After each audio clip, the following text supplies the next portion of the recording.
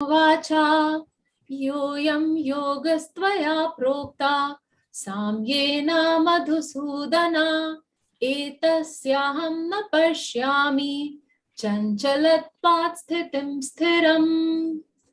Arjun said, O Madhusudan, the system of yoga which you have summarized appears impractical and unendurable to me, for the mind is restless and unsteady.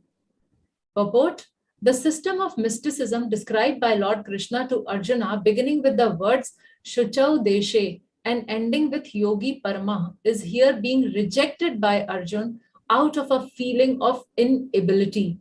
It is not possible for an ordinary man to leave home and go to a secluded place in the mountains or jungles to practice yoga in this age of Kali.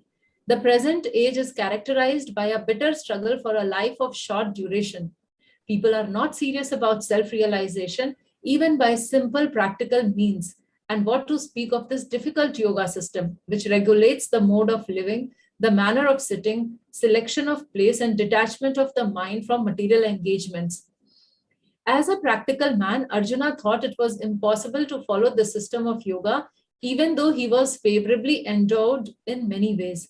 He belonged to the royal family and was highly elevated in terms of numerous qualities. He was a great warrior, he had great longevity, and above all, he was a most intimate friend of Lord Krishna, the Supreme Personality of Godhead.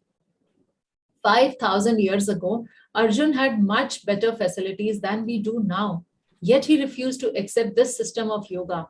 In fact, we do not find any record in history of his practicing it at any time. Therefore, this system must be considered generally impossible in this age of Kali. Of course, it may be possible for some very few rare men, but for the people in general, it is impossible proposal. If this were so 5,000 years ago, then what of the present day? Those who are imitating this yoga system in different so-called schools and societies, although complacent, are certainly wasting their time. They are completely in ignorance of the desired goal. Text number 34. Chanchalam hi manah Krishna pramathi balavadrinham tasyaham nigraham manye vayur eva sudushkaram.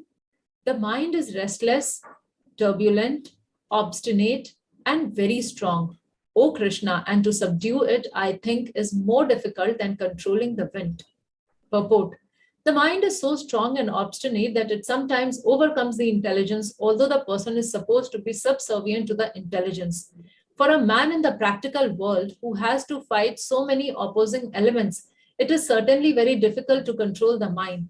Artificially, one may establish a mental equilibrium toward both friend and enemy, but ultimately, no worldly man can do so, for this is more difficult than controlling the raging wind. In the Vedic literature, Katha Upanishad, it is said, Atma nam rathanam vidhi, shariram ratham evacha, buddhim tu sartham vidhi, manaha pragraham evacha, indriyani hayanayur, vishyamsteshu gocharan, Atmendriya manoyuktam bhokteti ahur manishanaha. The individual is the passenger in the car of the material body, and intelligence is the driver. Mind is the driving instrument, and the senses are the horses. The self is thus the enjoyer or sufferer in the association of the mind and senses. So it is understood by great thinkers. Intelligence is supposed to direct the mind, but the mind is so strong and obstinate that it often overcomes even one's own intelligence, as an acute infection may surpass the efficacy of medicine. Such a strong mind is supposed to be controlled by the practice of yoga, but such practice is never practical for a worldly person like Arjuna. And what can we say of modern man? The simile used here is appropriate one, cannot capture the blowing wind, and it is even more difficult to capture the turbulent mind. The easiest way to control the mind, as suggested by Lord Chaitanya, is chanting Hare Krishna, the great mantra for deliverance, in all humility. The method prescribed is Savai Manaha Krishna Padar Vindayaha. One must engage one's mind fully in Krishna, only then will there remain no other engagements to agitate the mind. Mataji can translate. Yes, Mataji. ஸ்லோகம் 33 மொழிபெயர்ப்பு. அர்ஜுனன் கூறினான், மதுசூதனரே, மனம் நிலையற்றதும் அமைதியற்றதும் ஆனதால் நீங்கள் இப்போது கூறிய யோக முறையானது நடைமுறைக்கு ஒத்துவராததாகவும் தாங்க முடியாததாகவும் தோன்றுகிறது. பொருளுரை. பகவான் கிருஷ்ணரால் அர்ஜுனனிடம் விவரிக்கப்பட்ட சுச்சௌ தேசே என்று தொடங்கி யோகி பரம என்று முடியும் யோக முறை இயலாததாக கருதி அர்ஜுனனால் இங்கு நிராகரிக்கப்படுகின்றது. ஒரு சாதாரண மனிதன் வீட்டை விட்டு வெளியேறி மலையிலோ காட்டிலோ உள்ள தனியிடத்துக்கு சென்று யோகத்தை பயில்வதென்பது இக்கலியுகத்தில் இயலாத காரியமாகும். தற்போதைய யுகத்தில் குன்றிய ஆயுளை கழிப்பதே கடும் போராட்டமாக விளங்குகிறது. எளிமையான நடைமுறைக்கு ஒத்து வரக்கூடிய தன்னுணர்வு பயிற்சிகளிலேயே மக்களுக்கு அக்கறை இல்லாத போது வாழும் முறை, அமரும் விதம், இடத்தேர்வு, ஜட ஈடுபாடுகளிலிருந்து விடுபட்ட மனம் போன்ற விதிகளை கொண்ட கடினமான யோக முறையை பற்றி கேட்பானேன்? நடைமுறையை உணர்ந்த மனிதன் என்ற முறையில் பற்பல வழிகளில் தனக்கு சாதகமான வாய்ப்புகள் இருந்த போதிலும் இந்த யோக முறையை பின்பற்றுவதை அசாத்தியமாக கருதினான் Arjunan.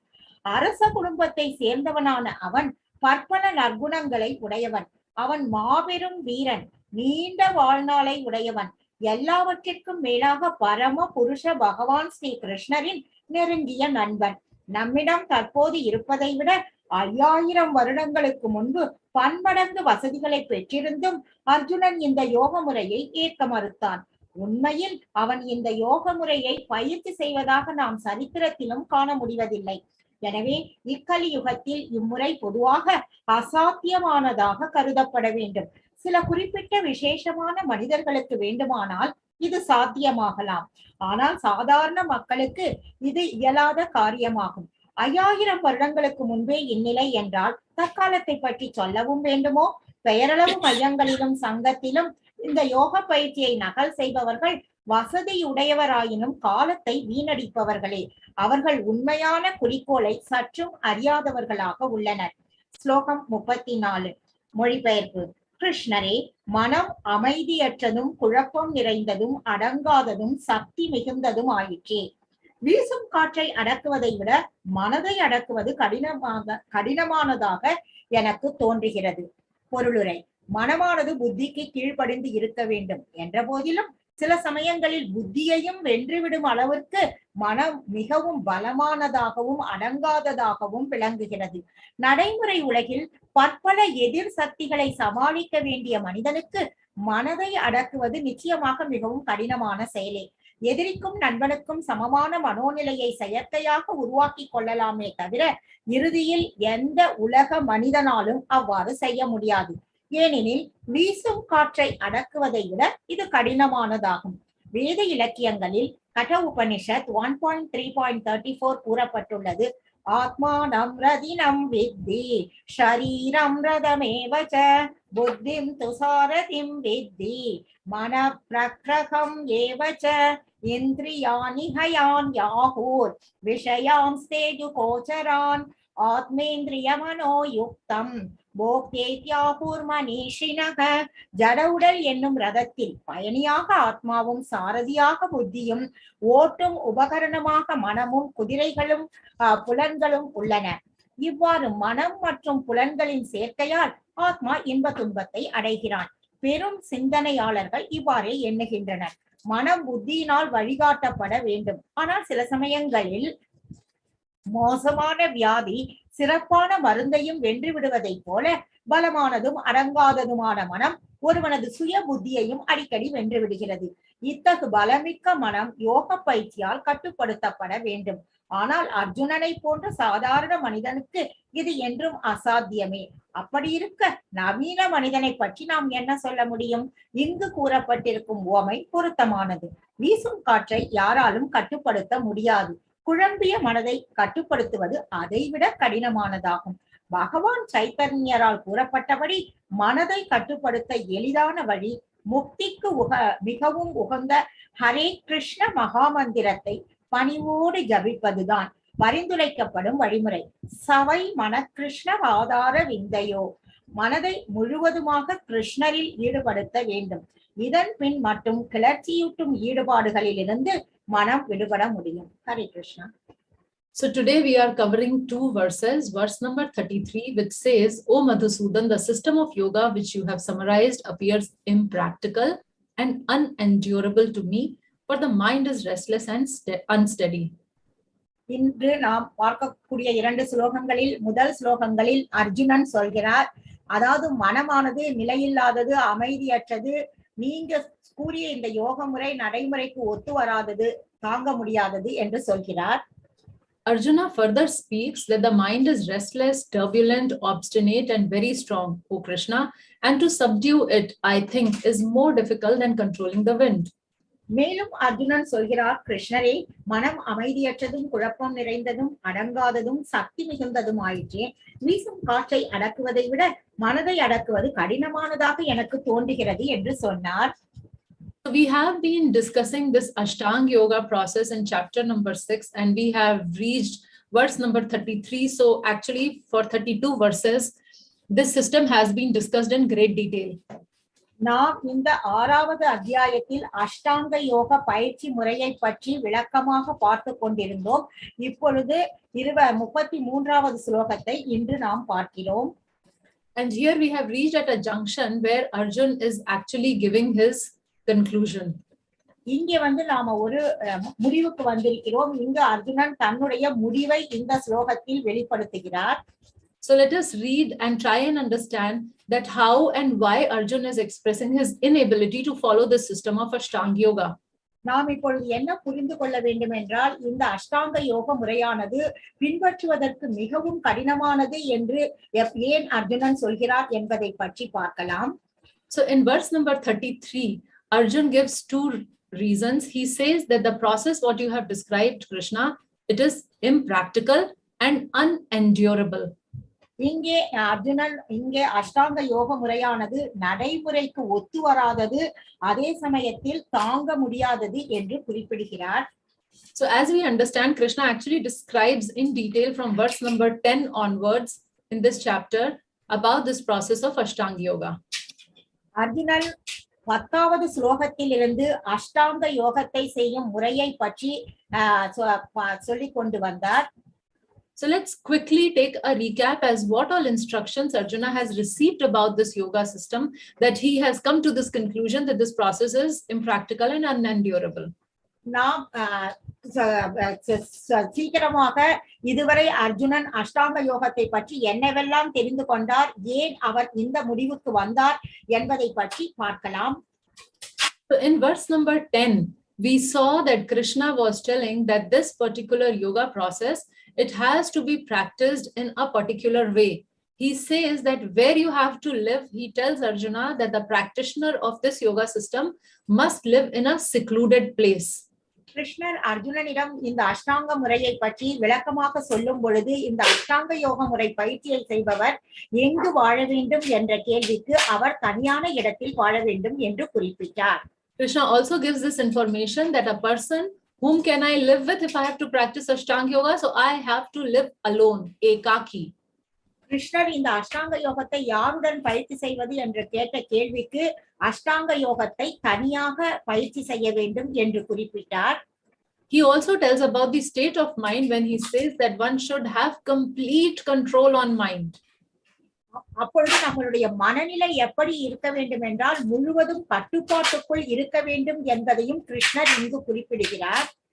And our consciousness, or one's consciousness who's practicing this process, should be free from desires or nirasi and possessiveness. So no desire and no feeling of possessiveness. நம்மளுடைய உணர்வு நிலை எப்படி இருக்க வேண்டும் என்றால் ஆசைகள் அற்றதாகவும் உரிமை உணர்வு இல்லாததாகவும் இருக்க வேண்டும் என்றும் கிருஷ்ணர் குறிப்பிடுகிறார். So forget about the balance verses. Even this verse itself, it sounds so very difficult if one has to follow these, like go to a secluded place, live alone, completely controlling the mind and be absolutely free from any desire. இந்த பதமே நமக்கு பார்ப்பதற்கு மிகவும் கடினமாக தோன்றுகிறது. ஏனெனில் நாம் தனியான இடத்திற்கு போக வேண்டும், தனிமையில் பயிற்சி செய்ய வேண்டும், நம்மளுடைய மனதை முழு கட்டுப்பாட்டில் வைத்துக் கொள்ள வேண்டும், நாம் எல்லா ஆசைகளிலிருந்தும் விடுபட்டிருக்க வேண்டும், உரிமை உணர்விலிருந்து விடுபட்டிருக்க வேண்டும். And this is not all. In the next verse number 11 and 12, he is talking about in what manner one has to sit. So Krishna tells that you have to lay down a kusha grass and you should fix your asana, which is neither high nor low. Sit still. Sitting place should not change and you must have your own asana. 11-12 ஸ்லோகங்களில் கிருஷ்ணர் எப்படி உட்கார வேண்டும் என்ற வழிமுறையை பற்றி கூட குறிப்பிட்டிருக்கிறார். குசா புல்லின் மீது நாம் உட்கார வேண்டும், அதன் மீது மான்தோல் பரப்பி ஒரு மெல்லிய துணியை அதன் மேல் விரித்து, அந்த ஆசனமானது மிகவும் உயரமாகவோ மிகவும் தாழ்மையாகவோ இருக்கக்கூடாது. நாம் அப்படியே உட்கார்ந்திருக்க வேண்டும், அந்த இடத்தை விட்டு நாம் நகரக்கூடாது. இதையெல்லாம் அவர் சொல்லி இருக்கிறார். Now all of us who are participating in this class, we can observe ourselves. Like this class is for 1 hour, and that 1 hour also, if somebody asks us to sit still, do not fidget, it becomes so difficult. My hands are continuously moving when I am speaking to all of you. நாம கூட இங்க எல்லாரும் இந்த உபன்யாசத்தை கேட்பவர்கள் உட்கார்ந்து கொண்டிருக்கிறார்கள். அவர்களை நீங்கள் நகராமல் அப்படியே உட்கார வேண்டும் என்றால் அது மிகவும் கடினமானது. நான் கூட பேசிக் கொண்டிருக்கிறேன், என்னுடைய கைகளை எல்லாம் நான் உபயோகம் செய்துதான் எக்ஸ்பிரஷனோட பேசிக் கொண்டிருக்கிறேன். And this Ashtanga Yogi, he needs to find a place which is secluded, clean and sacred. இந்த அஷ்டாங்க யோகியானவர் ஒரு இடத்தில், தனியான இடத்தில் இருக்க வேண்டும், அது புனிதமான இடமாக இருக்க வேண்டும், தூய்மையான இடமாக இருக்க வேண்டும். Now unless one desires to go to a place like Himalayas, all the other sacred places itself are so crowded. இமயமலைக்கு போய் தான் நாம் அஷ்டாங்க யோக பயிற்சி செய்ய வேண்டும், மற்ற இடங்களில் எல்லாம் கூட்டம் அதிகமாக இருக்கிறது. You go to Sri Rangam, you go to Rameshwaram, you go to Jagannath Puri, you go to Vrindavan, you go to Mayapur. All these places are so crowded. Where will I find a secluded corner in a sacred place? நாம் ஸ்ரீரங்கத்திற்கோ மாயாப்பூருக்கோ விருந்தாவனத்திற்கோ ஜெகநாதபுரிக்கோ சென்றால் எல்லா இடங்களிலும் கூட்டமாக இருக்கிறது. அங்கு நாம் தனியே போய் உட்கார்ந்து கொள்ள எங்கே போய் இடம் தேடுவது?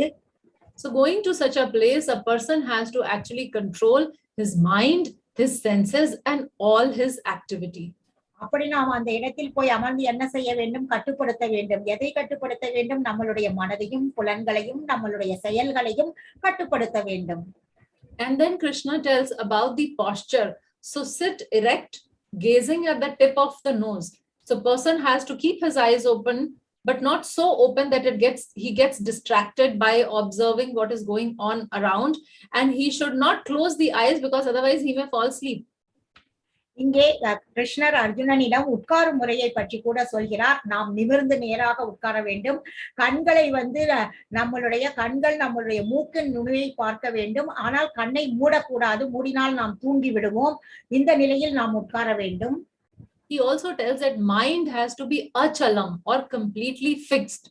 Like no movement, no thoughts, no shaking, completely fixed mind, which is fearless, and the person has to be celibate. And in that position one meditates.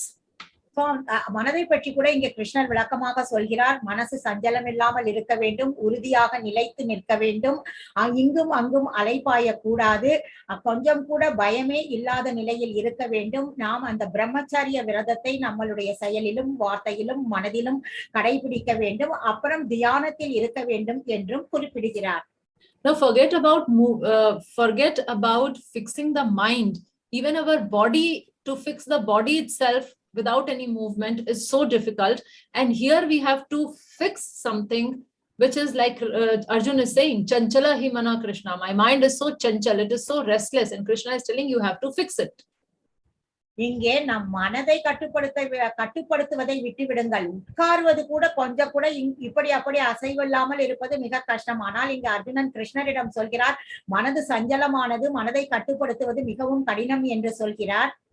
And imagine for a moment that we are sitting in, let's say, a forest in Himalayas, and we are completely focused and we are trying to follow all what is mentioned and nobody is around us, and we should be fearless.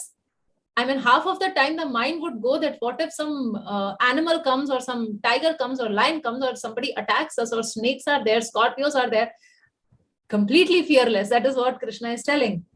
அப்படியே ஒருவேளை நாம இமயமலைக்கு போய் உட்கார்ந்து நாம் இதே மாதிரி மனதை கட்டுப்படுத்த முயன்றாலும் அங்கு கூட நாம் யாருமே இல்லாமல் இருந்தால் கூட நம்மளுடைய மனதானது சிறிது கூட பயமில்லாமல் இருக்க வேண்டும். புலியோ அல்லது ஏதாவது தேளோ வேறு ஏதாவது வருமோ என்பது அதை பற்றி அந்த பயங்கள் எதுவும் இல்லாமல் அந்த பயமற்ற நிலையில் நாம் இருக்க வேண்டும்.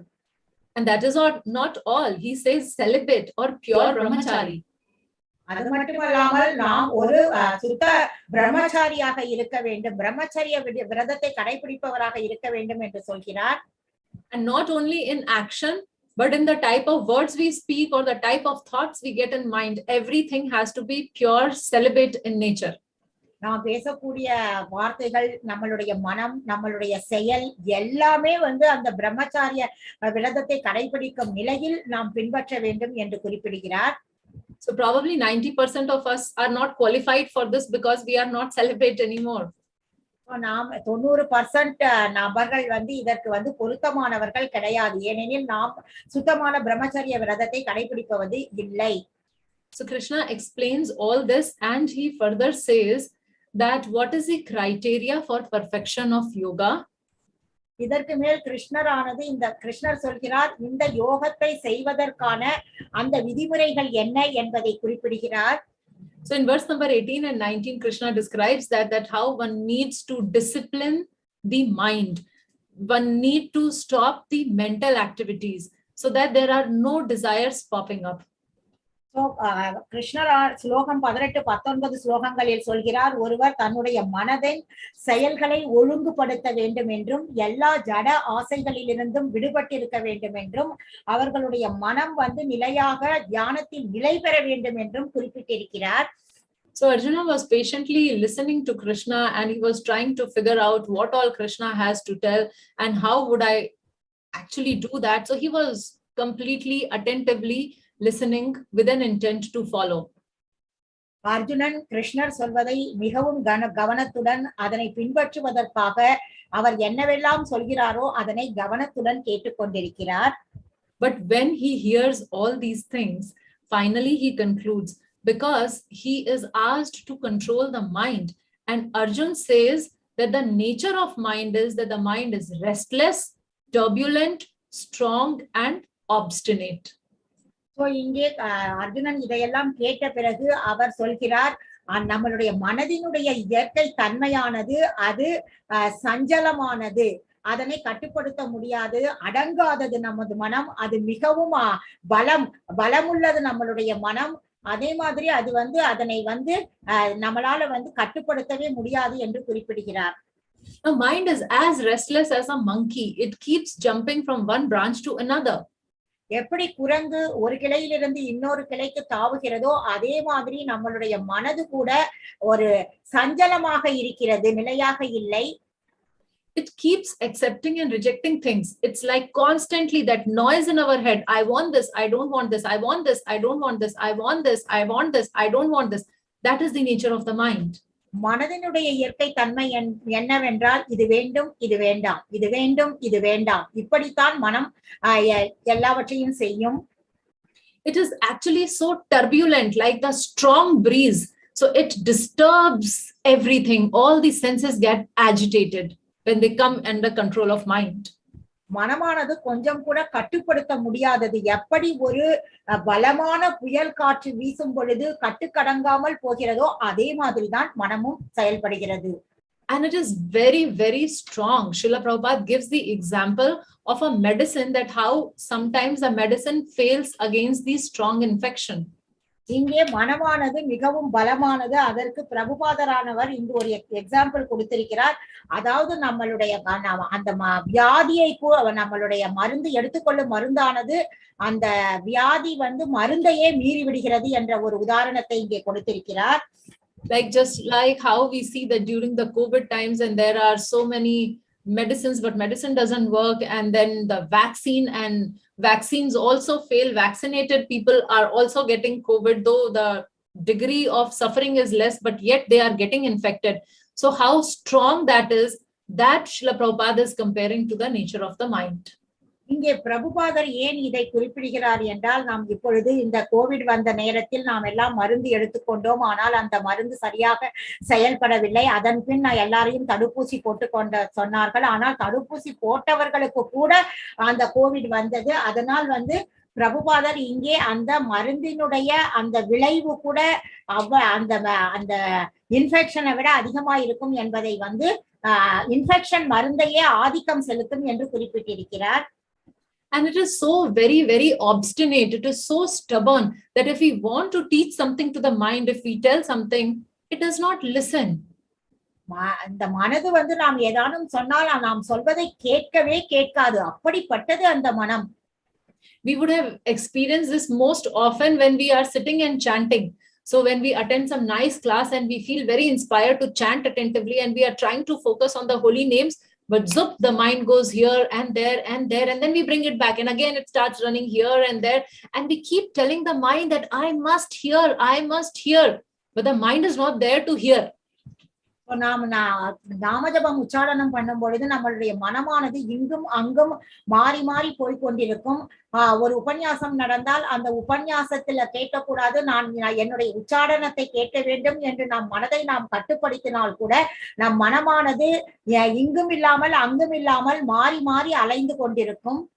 So Arjuna was such a yodha. He was so very, very powerful.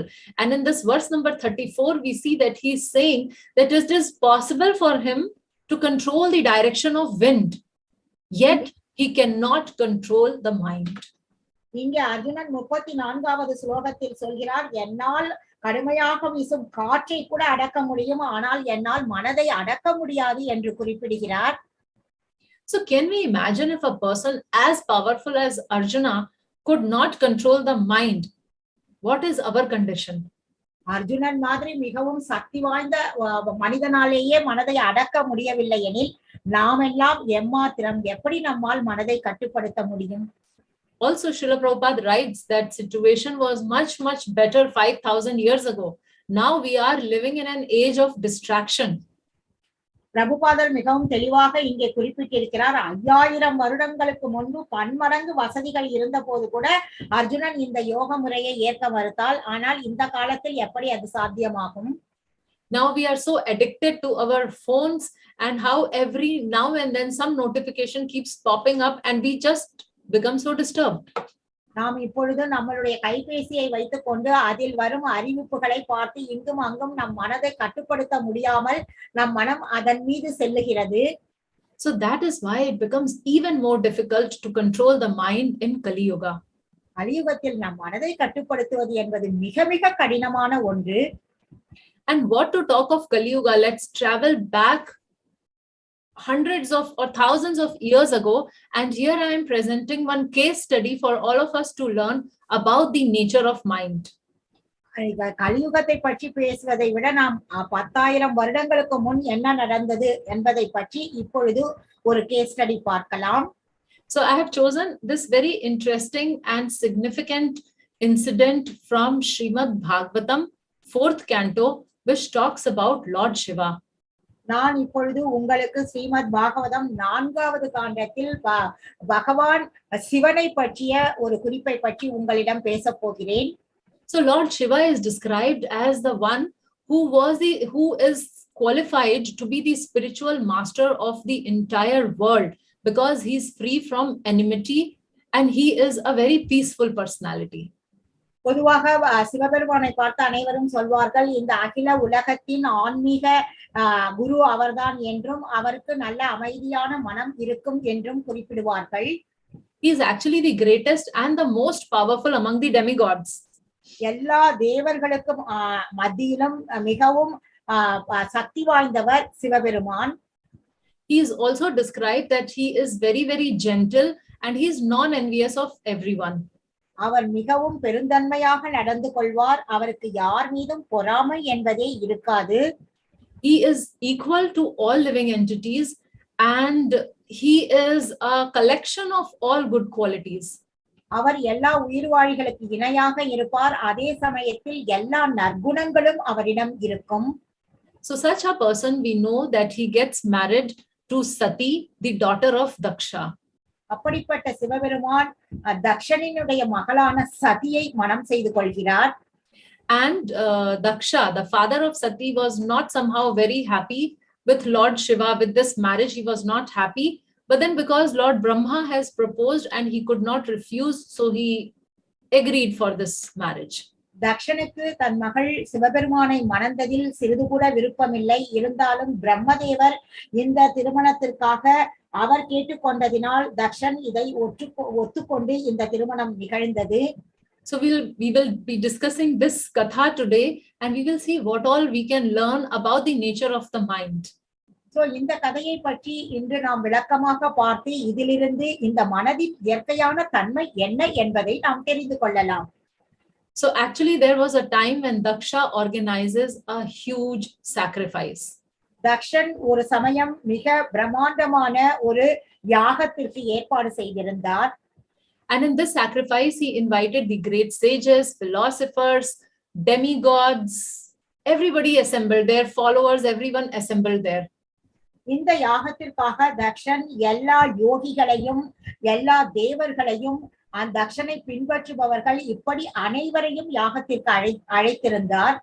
And it is also described that Daksha was so very, very powerful that because of his power, when he actually enters into this assembly hall where the sacrifice was going on, his body was illuminating. Dakshan மிகவும் சக்தி வாய்ந்தவர். இங்கே யாகம் நடந்து கொண்டிருக்கும் இடத்திற்கு அவர் உள்ளே நுழைகிறார். அப்பொழுது அவருடைய உடலில் இருந்து ஒரு பிரகாசம் வருகிறது. When he walked in, it was almost like the sun is walking inside. So effulgent he was. எப்படி சூரியன் உள்ளே வந்தால் பிரகாசமாக இருக்குமோ அதே மாதிரி தக்ஷன் அந்த யாகசாலைக்குள் நடக்கும் பொழுது அவ்வளவு பிரகாசமாக இருந்தார். The whole assembly became illuminated just by his presence. அந்த முழு யாகசாலை கூடமே மிகவும் பிரகாசமாகிவிட்டது தக்ஷன் உள் நுழைந்ததால். And everyone appeared insignificant in presence of Daksha. தக்ஷனுக்கு முன் யாருமே அங்கு முக்கியமானவர்களாக கருதப்படவில்லை. So in that situation, now there is an incident which makes Daksha very, very angry. இப்படிப்பட்ட சூழ்நிலையில் ஒரு சம்பவம் நடந்தது. அதனால் தக்ஷனுக்கு மிகுந்த கோபம் வந்துவிட்டது. So what happens is when Daksha walks in and seeing his bodily luster and effulgence, actually everybody, every single person in that assembly, they got up to welcome him. Dakshan அந்த யாகசாலையில் நுழையும் பொழுது அங்கிருந்த ஒவ்வொருவரும் தக்ஷனுக்கு மரியாதை கொடுப்பதற்காக எழுந்து நின்றார்கள். So everyone got up except two personalities. அனைவரும் எழுந்து நின்றார்கள், இருவரை தவிர. One was Lord Brahma, who's the father of Daksha. So that is okay. Father need not get up when the son walks in. இரண்டு நபர்களில் ஒருவர் பிரம்மதேவர். அவர் தக்ஷனின் தந்தையாக இருந்ததினால் தந்தை மகன் வரும்போது எழுந்திருக்க வேண்டும் என்ற அவசியம் இல்லை. And the other person now, that is very interesting. Lord Shiva, who was Daksha's son-in-law, he did not get up. He was sitting next to Lord Brahma. இரண்டாவது நபர் தக்ஷனினுடைய மருமகன் சிவபெருமான். அவர் எழுந்திருக்கவில்லை. அவர் பிரம்மாவுக்கு பக்கத்தில் உட்கார்ந்திருந்தார். So Daksha was very much offended to see that Lord Shiva did not leave his sitting place and he did not pay him any respect. தக்ஷனுக்கு மிகவும் கோபம் வந்துவிட்டது. ஏனெனில் சிவபெருமான் தக்ஷனுக்கு எந்த மரியாதையும் செலுத்தவில்லை, எழுந்திருக்கவில்லை என்று. Talking about the mind, when he sees or he perceives that he was disrespected, his mind was completely covered with anger. அவருக்கு இப்பொழுது தக்ஷனினுடைய மனம் பூரா மிகவும் கோபமாக இருந்தது. His eyes were glowing in anger and he started speaking very harsh words. அவருடைய கண்களில் அந்த கோபக்கனல் தெரிந்தது. அவர் மிகவும் அசாதாரணமான வார்த்தைகளை, மோசமான வார்த்தைகளை பேசினார். Daksha actually started offending Lord Shiva with demeaning words. So தக்ஷர் சிவபெருமானை மிகவும் பொருத்தமில்லாத வார்த்தைகளால் பேச ஆரம்பித்தார். So he started telling that this person, his eyes is like a monkey. So இந்த சிவபெருமானினுடைய கண்கள் குரங்கு மாதிரி இருக்கிறது என்றார். He lives in filthy places like crematorium. இவர் மிகவும் மோசமான இடமான அந்த இதுல என்னது மரணம் புதைக்கும் இடங்களில் இவர் வாழ்கிறார். His companions are ghosts and demons and he wanders naked like a madman. அவர் ஆடை இல்லாமல் அவருடைய சகாக்கள் எல்லாம் பேய்கள் பிசாசுகளாக இருக்கிறார்கள். அப்படி அவர் வலம் வருகிறார். He smears crematorium ashes all over his body and he does not take bath regularly. அவர் அந்த எரிந்த அந்த பிணத்தினுடைய சாம்பலை எடுத்து உடல் முழுவதும் பூசி கொண்டிருக்கிறார். அவர் குளிப்பதே கிடையாது. He wears this garland of skulls and bones and he's the most inauspicious creature. மண்டையோடுகளால் ஆன அந்த ஒரு மாலை அணிந்து கொண்டு மிகவும் அருவருப்பாக இருந்தார் பார்ப்பதற்கு. He is actually devoid of all cleanliness and his heart is full of nasty things. அவர் ரொம்ப பார்க்கிறதுக்கே அசுத்தமாக இருந்தார். அவருடைய இருதயமும் மிகவும் மோசமாக இருந்தது. All this was happening why? Because Daksha has no control over his anger. ஏனெனில் தக்ஷன் தன்னுடைய கோபத்தை கட்டுப்படுத்த முடியாததினால் இதெல்லாம் நடந்தது.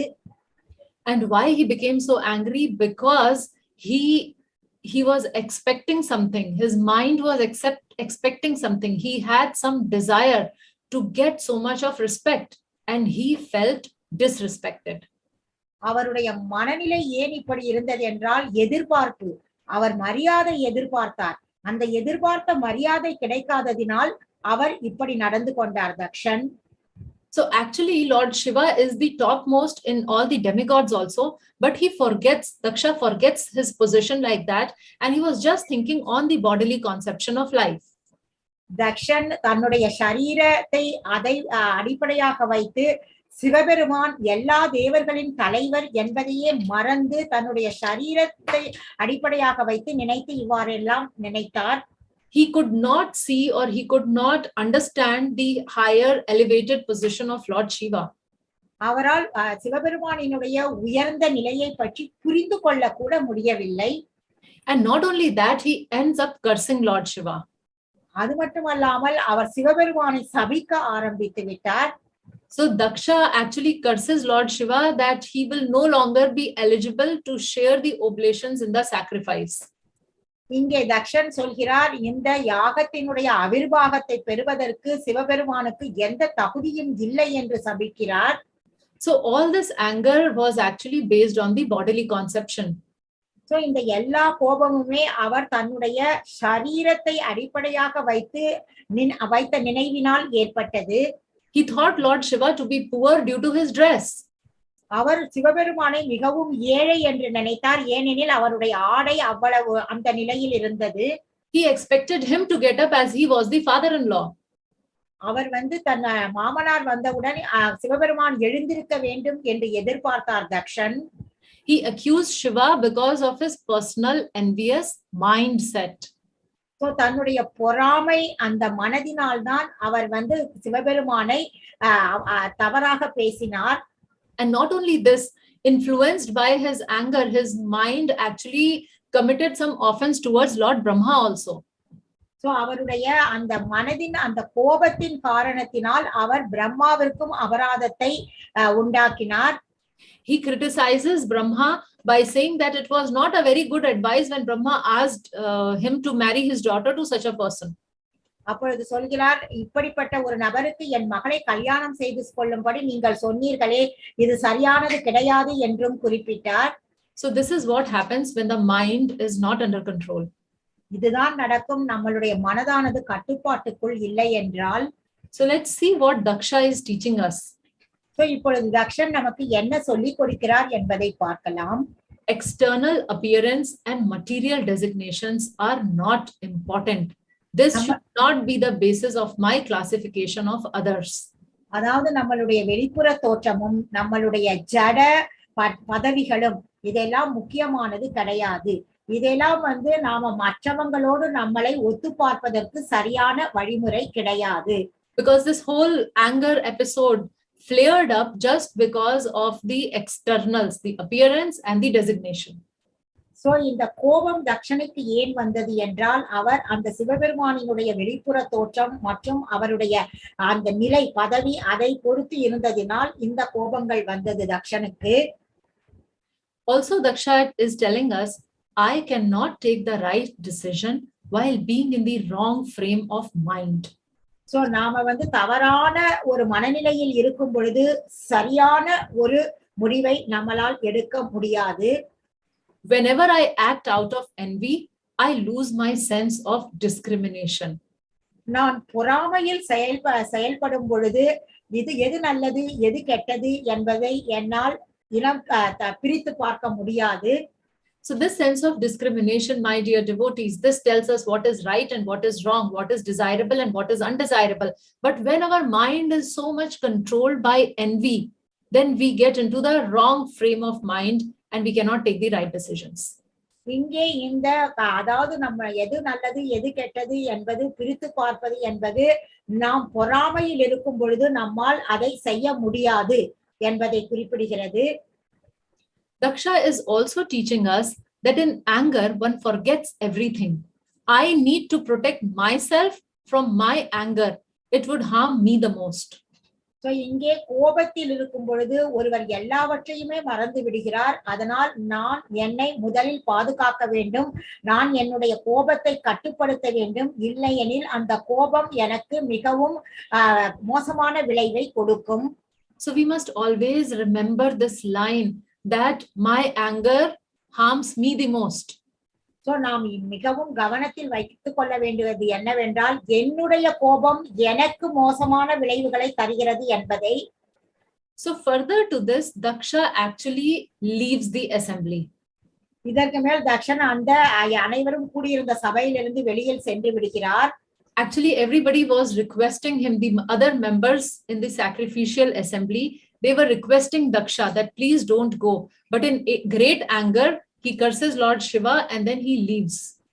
அங்கு கூடியிருந்த அனைவரும் தக்ஷனை நீங்கள் போக வேண்டாம் இருங்கள் என்று வேண்டி கேட்டுக்கொள்கிறார்கள். இருந்தாலும் தக்ஷன் மிகுந்த கோபத்தோடு சிவபெருமானை சபித்து விட்டு அங்கிருந்து சென்று விட்டார்.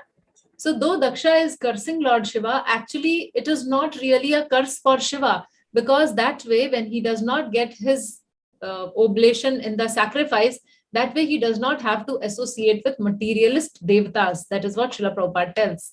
இந்த பிரபுபாதர் என்ன சொல்கிறார் என்றால் சிவபெருமான் அதை பற்றி கவலைப்படவில்லை, தனக்கு அவிர்வாகம் கிடைக்கவில்லை என்பதை பற்றி. ஏனெனில் இதெல்லாம் ஜட கண்ணோட்டத்தில் தான் இந்த அவிர்வாகம் எல்லாம் முக்கியம். சிவபெருமானை பொறுத்தவரை இதெல்லாம் அவருக்கு முக்கியமானது அல்ல என்பதை இங்கு பிரபுபாதர் குறிப்பிடுகிறார். Also, Daksha is teaching us here, blessing or cursing, everything is a perfect arrangement of the Lord for his devotees' protection. இங்கே தக்ஷன் மேலும் நமக்கு என்ன சொல்லிக் கொடுக்கிறார் என்றால் நம்மளுடைய ஆசீர்வாதங்கள் அல்லது சாபங்கள் எதுவாக இருந்தாலும் எல்லாமே பகவானினுடைய ஏற்பாட்டின்படிதான் நடக்கிறது. ஏனெனில் ஒரு பக்தனினுடைய பாதுகாப்புக்காக இதெல்லாம் நிகழ்கின்றது என்று. So we may feel that how could Daksha curse Lord Shiva, who is much more superior to him spiritually? So நாம் நினைக்கலாம் எப்படி தக்ஷனை விட ஆன்மீகத்தில் மிகவும் முன்னேறிய உயர்ந்த மனிதரான சிவபெருமானை தக்ஷன் சபிக்கிறான் என்று. So this is again an arrangement of the Lord to protect Lord Shiva. So இது கூட பகவானால் ஏற்பாடு செய்யப்பட்டதுதான், ஏனெனில் சிவபெருமானை காப்பதற்காக. So we must always remember that I surrender to Supreme Lord's plan, for he always has perfect plans for me. நாம் என்ன கவனத்தில் வைத்துக் கொள்ள வேண்டும் என்றால் நான் பகவானினுடைய அந்த திட்டங்களுக்கு என்னை சரணாகதி செய்கிறேன். எப்பொழுதுமே பகவான் எனக்காக நல்ல திட்டங்களை தான் வைத்திருப்பார் என்று. So after Daksha leaves the assembly, now there we see, if we read the pastime in detail, that Nandishwar started cursing to the followers of Shiva, and then Bhrigu Rishi started cursing in return to the followers of Nandishwar started cursing to the followers of Daksha, and Bhrigu Rishi retaliated by cursing the followers of Lord Shiva. So இங்க அதன் பின்னர் என்ன நடந்தது என்றால் நந்தீஸ்வரர் அவர் தக்ஷனை பின்பற்றுபவர்களை எல்லாம் சபித்தார். அதற்கு ஈடாக பிருகு ரிஷியானவர் சிவபெருமானினுடைய பின்பற்றுபவர்களை எல்லாம் சபித்தார். So Prabhupada mentions there that this material world is so unsteady that the personalities like Nandishwar, Daksha, the Brahmanas present, everyone was infected by this atmosphere of anger. இங்க பிரபுபாதர் இந்த ஜட உலகமானது மிகவும் மோசமானது. ஏனெனில் இங்கு இந்த தக்ஷனினுடைய சாபத்திற்கு நந்தீஸ்வரர் அங்கு கூடியிருந்த அனைவருமே அந்த சாபத்தினுடைய அந்த தாக்குதலுக்கு ஆளானார்கள் என்று. So they are all losing the control over their mind. அனைவருமே அவங்களுடைய மனதை கட்டுப்படுத்துவதில் தவறிவிட்டார்கள். And they are losing the power to discriminate. அவர்களுக்கு எது நல்லது எது கெட்டது என்று அந்த பகுத்தறியும் அந்த உணர்வு கூட இல்லாமல் போய்விடுகிறது. Actually, Nandishwar cursed there that anyone who takes the side of Daksha will be bereft of transcendental knowledge. Nandeeswarar என்ன சாபம் கொடுக்கிறார் என்றால், யாரெல்லாம் தக்ஷன் பக்கம் சேர்கிறார்களோ அவர்களுக்கெல்லாம் இந்த ஞானம் என்பதே இல்லாமல் போய்விடும் என்று சபிக்கிறார். He says that all the Brahmanas who have gathered on behalf of Daksha, they will continue in the cycle of birth and death. அவர் மேலும் என்ன சபித்தார் என்றால், தக்ஷன் பக்கத்தில் அவருக்காக யாகம் செய்பவர்கள் அனைவரும் இந்த பிறப்பு இறப்பு என்ற சுழற்சியில் தான் கஷ்டப்படுவார்கள் என்று. And when Bhrigu Rishi hears these, he curses the follower of Shiva that they would become impersonalist. பிருகுரிஷி இவர்கள் எல்லாம் அருவவாதிகள் ஆகிவிடுவார்கள் என்று சிவபெருமானினை பின்பற்றுபவர்களை சொல்கிறார். So this is how this cursing backward and forward was going on. இப்படித்தான் ஒருவருக்கொருவர் அவர்கள் சபித்துக் கொண்டிருந்தார்கள். So we learn, our learning from this whole incident is that anger leads one to act in an inappropriate way. So இதிலிருந்து நாம் கற்றுக்கொள்ளும் வாழ்க்கை பாடம் என்னவென்றால், நம்மளுடைய கோபமானது நாம் ஒரு பொருத்தமில்லாத வழியில் செயல்படுவதற்கு நம்மை அழைத்து செல்கிறது என்று. Actually, both ended up cursing each other's group to become atheist or to be bereft of transcendental knowledge. So இந்த இரண்டு குழுக்களும் ஒருத்தரை ஒருத்தர் சபித்துக் கொண்டதினால் அவர்கள் இந்த தெய்வீக ஞானத்தை இழந்து நாத்திகர்கள் ஆவார்கள் என்று சபித்துக் கொண்டார்கள். In fact, Bhrigu Muni says that whoever tries to satisfy Lord Shiva or follow his principles will certainly become an atheist and be diverted from spiritual injunctions. Bhrigu முனிவர் என்ன சாபம் கொடுக்கிறார் என்றால், யாரெல்லாம் சிவபெருமானை பின்பற்றுகிறார்களோ அவர்கள் அனைவருமே நாத்திகர்களாகி அவர்களுக்கு ஞானம் என்பதே இல்லாமல் போய்விடும் என்று சபிக்கிறார். So now in that assembly, Daksha had already left and Daksha leaves in great anger. And then there this cursing and counter cursing started. And when all this was going on, Lord Shiva, he quietly leaves the arena of sacrifice. இப்படி ஒருவருக்கொருவர் சபித்துக் கொண்டிருக்கும் பொழுது தக்ஷனும் கோபத்தோடு வெளியேறிவிட்ட பிறகு சிவபெருமான் அமைதியாக அந்த யாகசாலையிலிருந்து வெளியேறுகிறார். Lord Shiva was very sad and morose and he just walks out. அவர் மிகவும் வருத்தத்துடன் வெளியே செல்கிறார். So Lord Shiva actually leaves the arena and all the followers follow him. Sivaperuman அந்த யாகசாலையை விட்டு வெளியேறும் பொழுது அவரை சேர்ந்தவர்கள் அவரை பின்பற்றுபவர்கள் அனைவரும் அங்கிருந்து அவர் பின் சென்று விட்டனர். So what Lord Shiva is teaching me here, he is telling one must leave the place or arena where people do not have interest in spiritual life. இங்கே சிவபெருமான் நமக்கு என்ன பாடம் கற்றுக் கொடுக்கிறார்? அதாவது ஒரு இடத்தில் ஆன்மீக வாழ்க்கையில் விருப்பம் இல்லாத இடத்தில் நாம் அந்த இடத்தில் இருக்கக்கூடாது, அங்கிருந்து சென்று விட வேண்டும் என்று சொல்கிறார். Also, there is another very, very important lesson for all of us, especially when somebody else is offending us. மிகவும் முக்கியமான ஒரு வாழ்க்கை கேள்வி என்னவென்றால், யாரானும் நம்மளை திட்டும் பொழுது என்ன செய்ய வேண்டும் என்று like how Lord Shiva is showing by his personal example that he is being cursed and yet he walks out of the assembly. சிவபெருமானை தக்ஷன் சபித்த போதும் சிவபெருமான் ஒன்றுமே பேசாமல் அந்த இடத்திலிருந்து வெளியேறுகிறார். He does not say anything in his justification. அவர் அதை நீதிப்படுத்துவதற்காக நியாயப்படுத்துவதற்காக எதுவும் பேசவில்லை. He does not counter curses Daksha also. தக்ஷனை திருப்பி அவர் சபிக்கவில்லை. He could do this because he had complete control on his mind. ஏனென்றால் அவர் தன்னுடைய மனதை முழு கட்டுப்பாட்டில் வைத்திருந்ததால் அவர் இப்படி செய்யவில்லை. And because he had control over his mind, he could utilize his proper judgment and discrimination.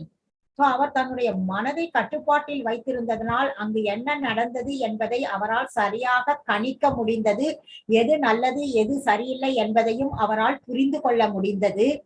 So in such a situation, when somebody offends us, so rather than defending oneself, it's better to walk out from the assembly of offenders. இந்த மாதிரி ஒரு சூழ்நிலையில் நாம் கூட யாரானும் நம்மளை தவறாக பேசும் பொழுது அவரிடம் பதிலுக்கு பேசுவதற்கு பதிலாக அந்த இடத்தை விட்டு செல்வதுதான் சிறந்தது. Also, this pastime continues further, and much time later, there was another sacrifice which was being organized by Daksha. இதன் பிறகு மறுபடியும் இன்னொரு யாகமானது தக்ஷனால் ஏற்பாடு செய்யப்பட்டது. The name of this sacrifice was Brihaspati Sava. அந்த யாகத்தினுடைய பெயர் பிரஹஸ்பதி சபை என்பது. So many great sages and demigods and brahmacharis and all the people, they were going decorated nicely. They were going to attend or participate in this sacrifice. இந்த யாகத்தில் பங்கு கொள்வதற்காக எல்லா உயர்ந்த முனிவர்கள், தேவர்கள், எல்லா பிரம்மச்சாரிகள் மிகவும் அழகாக தங்களை அலங்காரம் செய்து கொண்டு சென்றார்கள்.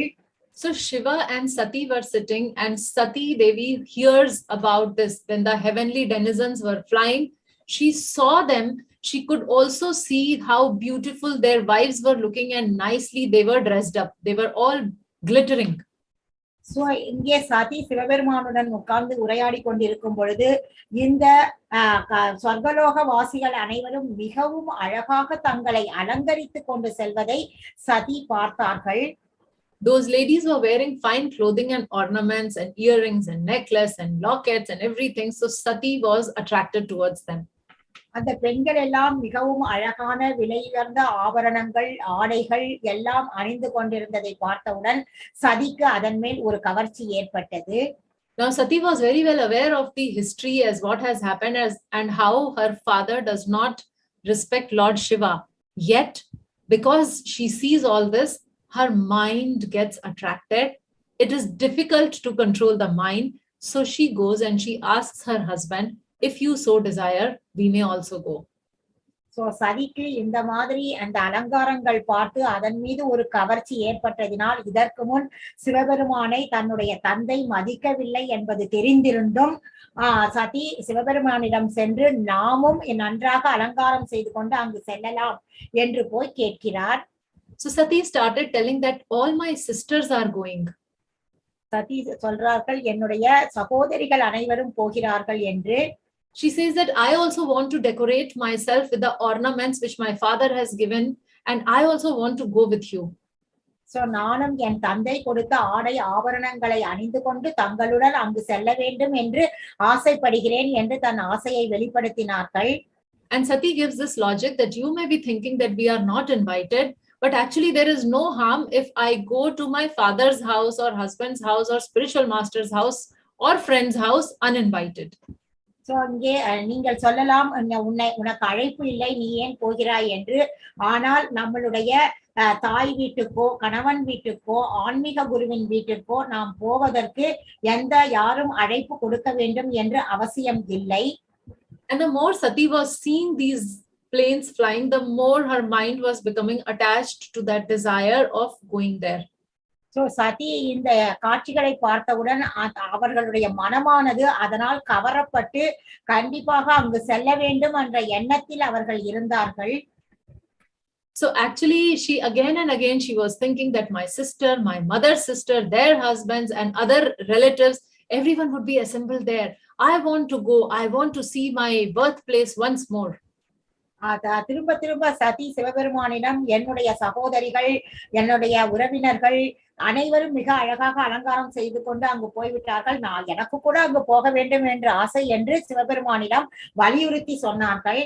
So with so much of desire, she was looking in the sky and pointing out to those various planes. She was requesting her husband, let us go. So சதியானவர்கள் சிவபெருமானிடம் அந்த ஆகாயத்தில் சென்ற அந்த விமானங்களை எல்லாம் சுட்டி காட்டி அவர்கள் எவ்வளவு அழகாக போகிறார்கள், நாம் கூட செல்ல வேண்டும் என்று சொல்கிறார்கள். she became so attached. Her mind became so attached to this idea of going to her father's place that she forgot how difficult it was last time when when her husband was there for the sacrifice. சதி கடந்த முறை தன் கணவனுக்கு நடந்த அவமரியாதை எவ்வளவு மோசமானது என்பதையே முழுமையாக மறந்துவிட்டு அந்த பற்றுதல் தன்னுடைய தாய் வீட்டுக்கு செல்ல வேண்டும், அலங்கரித்து செல்ல வேண்டும் என்பதிலேயே அவருடைய மனம் இருந்தது. She was willing to compromise the respect of her husband because she wanted to enjoy with her family members. So தன்னுடைய கணவரிடம் நான் என்னுடைய குடும்பத்தோரோடு சென்று நன்றாக அனுபவிக்க வேண்டும், சந்தோஷமாக இருக்க வேண்டும் என்று கணவனிடம் சொன்னார். So what is Sati teaching me? There are some important lessons here. So சதி நமக்கு என்ன சொல்லிக் கொடுக்கிறார்கள்? மிக முக்கியமான பாடங்களை நாம் பார்க்கலாம். The very first thing, that to the degree I get attached to material enjoyment, to that degree I suffer.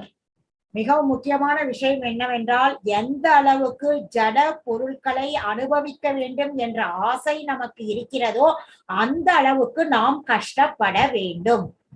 The second thing what she is teaching is, let me submit my desires politely to my authority, but not when I am aware that it would displease them. So நான் என்னுடைய ஆசைகளை என்னுடைய அத்தாரிட்டியிடம் நான் அதனை சமர்ப்பிக்கிறேன். ஏனெனில் அந்த ஆசைகளை சமர்ப்பிப்பதனால் எனக்கு சந்தோஷமின்மை ஏற்பட்டாலும் பரவாயில்லை. So Sati was completely aware that such a request would not be pleasing to her husband, and yet she goes forward and makes that request. தான் கேட்பது தன் கணவனுக்கு திருப்தி பிடிக்காது என்று தெரிந்தும் சதி தன் கணவனிடம் சென்று தான் செல்ல வேண்டும் என்று கேட்கிறார்கள். In fact, in the next chapter here in Srimad Bhagavatam, it describes that how Sati not only requested, finally she goes to Daksha's place without her husband's permission. So அடுத்த பாகவதத்தில் அடுத்த அத்தியாயத்தில் சதி தன்னுடைய கணவனின் அனுமதி இல்லாமலேயே தன்னுடைய தந்தை வீட்டிற்கு சென்று விட்டார்கள் என்பதை பற்றி குறிப்பிடப்பட்டிருக்கிறது. Sati is also teaching me I must follow my authority even if it displeases me. இது சதி நமக்கு என்ன சொல்லிக் கொடுக்கிறார்கள் என்றால், நமக்கு யார் அதிகாரியோ அவர்களை நாம் பின்பற்ற வேண்டும். நமக்கு அதனால் சந்தோஷம் ஏற்படவில்லை என்றாலும் அதனை நாம் பின்பற்ற வேண்டும்.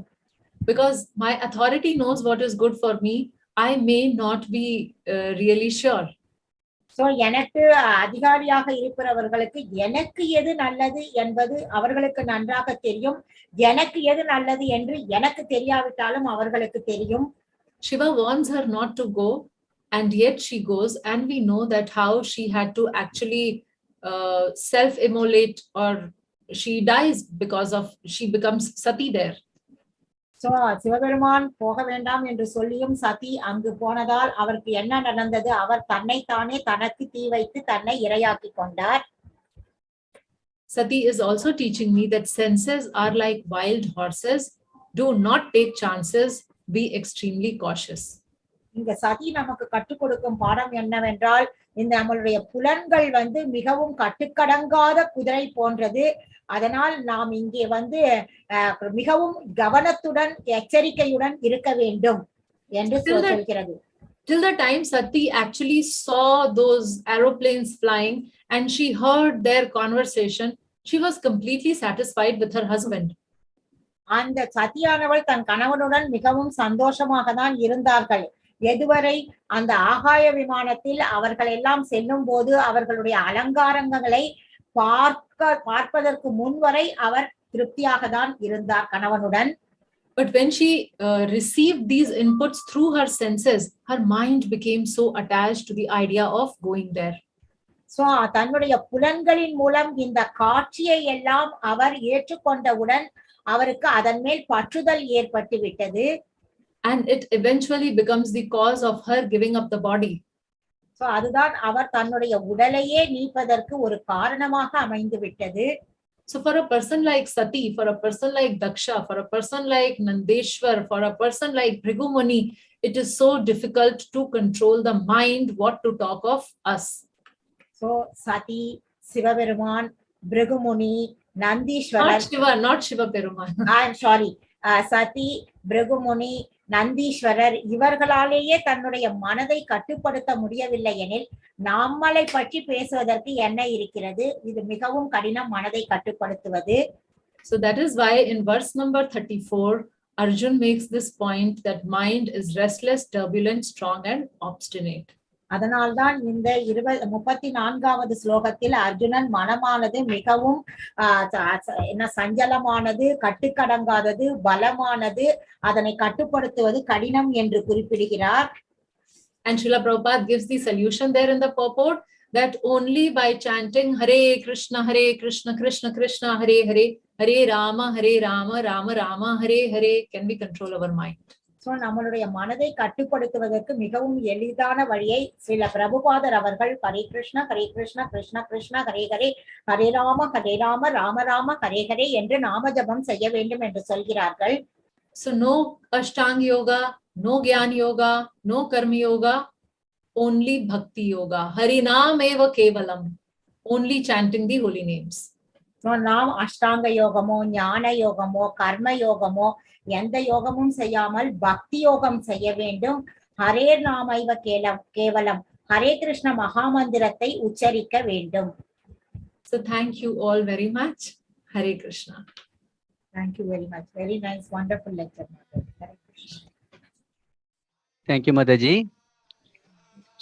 Hare Krishna. If anybody has questions, you can raise your hands or type in the chat box.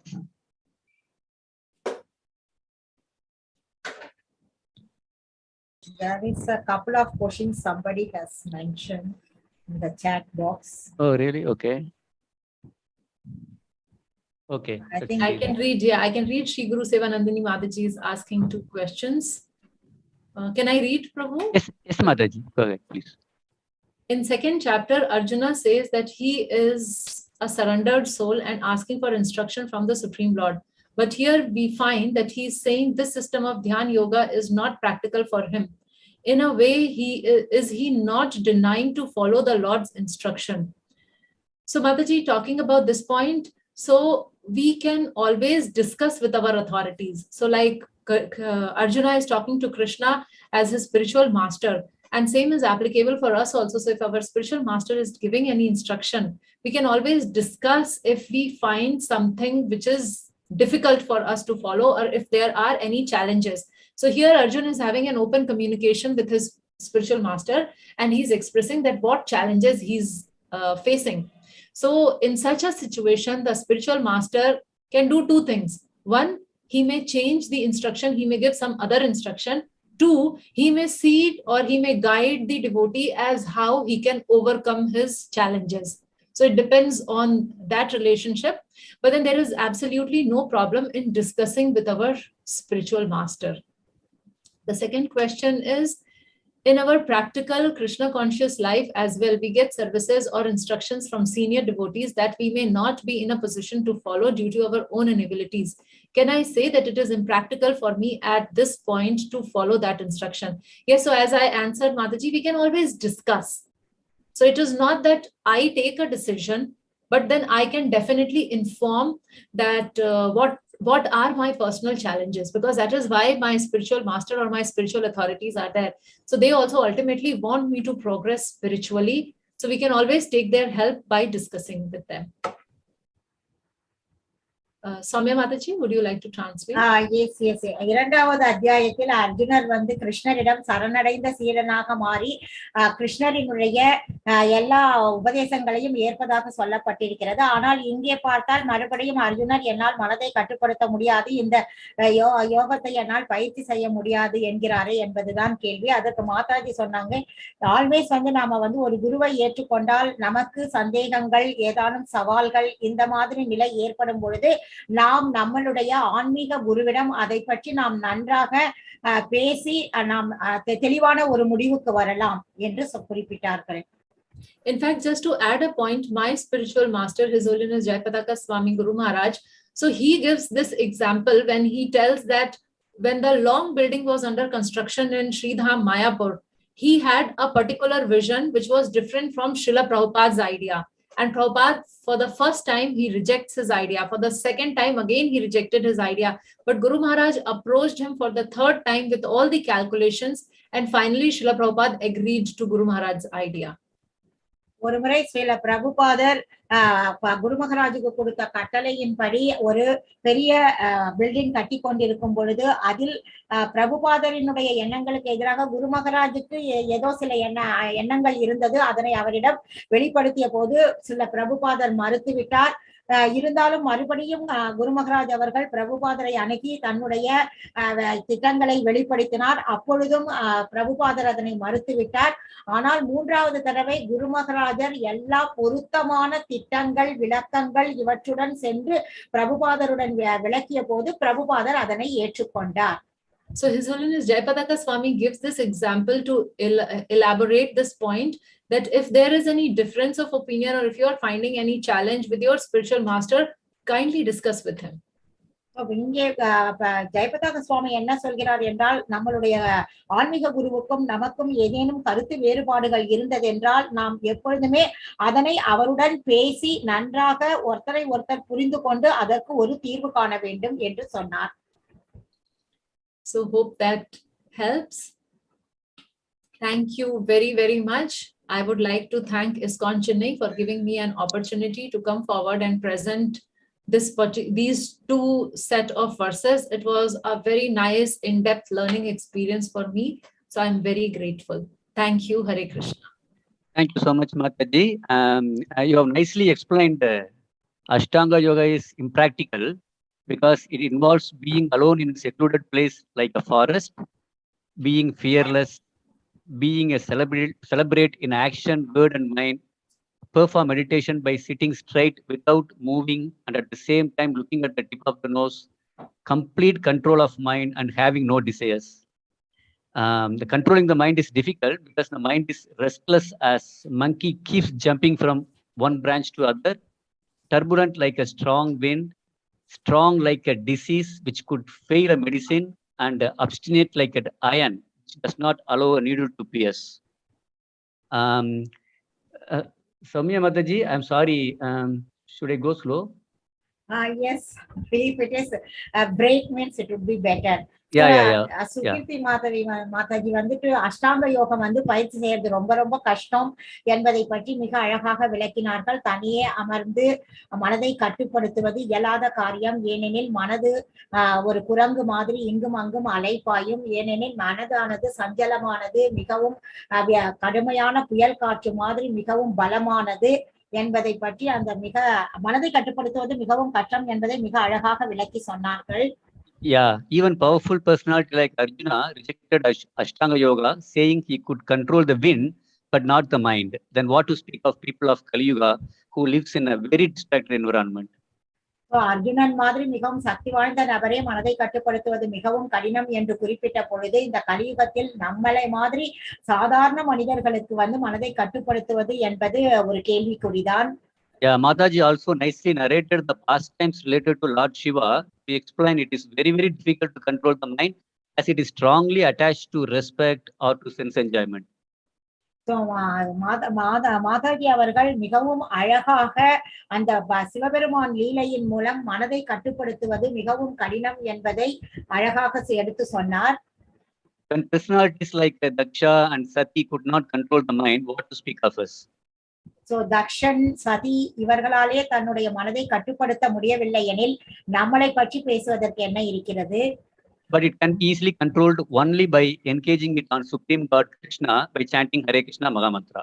ஆனால் நம் மனதை மிகவும் சுலபமாக பகவான் மீது ஈடுபடுத்தி ஹரே கிருஷ்ண மகாமந்திரத்தை ஜபித்தால் கட்டுப்படுத்தி விடலாம். Thank you so much, Mataji. Let's see if there are any more questions. Otherwise, we will end the session by vote of thanks. I don't see any questions. We thank ISKCON Chennai for providing wonderful environment for devotees to get together and hear about Krishna and his instructions in Bhagavad Gita. We thank Her Grace Sukirti Madhavi Mataji for the wonderful lecture. We thank Soumya Lakshmana Mataji for the wonderful translation. We thank everyone attending the session on Zoom and YouTube. All glories to Srila Prabhupada and assembled devotees. Let us end the session by chanting Vaishnava Pranam and Hare Krishna Mahamantra. Vancha kalpatarupyascha kripa sindhubhyevacha padittanam pavanebhyo Vaishnavebhyo namo namaha. Hare Krishna, Krishna Krishna, Hare Hare, Hare Rama, Rama Rama, Hare Hare. Thank you.